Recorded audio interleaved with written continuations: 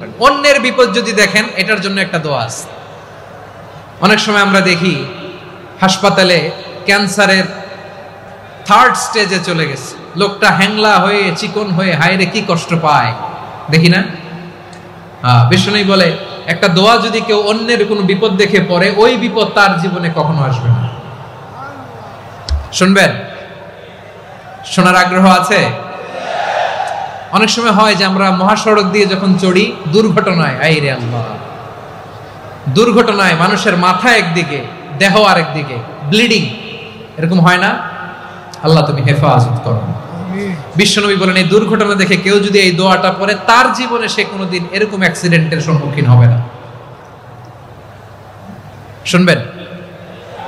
বিশ্বনবী বলেন অন্যের বিপদ দেখে কেউ যদি পড়ে, আলহামদুলিল্লাহিল্লাযী আফানি মিম্মা বতালাকা বিহি ওয়া ফাদ্দালানি আলা কাসীরিন মিম্মান খালাকা তাফদীলা, মানে প্রশংসা সে আল্লাহর যে আল্লাহ তাআলা তোমাকে যেই জিনিস দিয়ে পরীক্ষা করেছে আমাকে ওইটা থেকে বাঁচিয়ে দিয়েছে।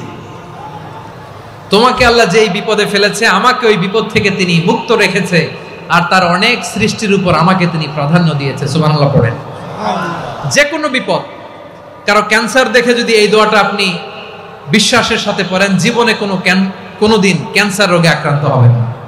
দুর্ঘটনা দেখে যদি পড়েন, ওই দুর্ঘটনা আপনাকে স্পর্শ করবে না। যে কোনো কারো বিপদ দেখে যদি কোনো বিশ্বাসী বান্দা এই দোয়া পড়ে, বিশ্বনবী বলেন লাম ইউসিবহু যালিকাল বালা, ওই বিপদ তাকে আর ধরবে না। উফিয়া মিনহু মিন যালিকাল বালা কাইনাম মা কান, সে যতদিন হায়াত পাবে কোনোদিন ওই বিপদ তাকে স্পর্শ করবে না।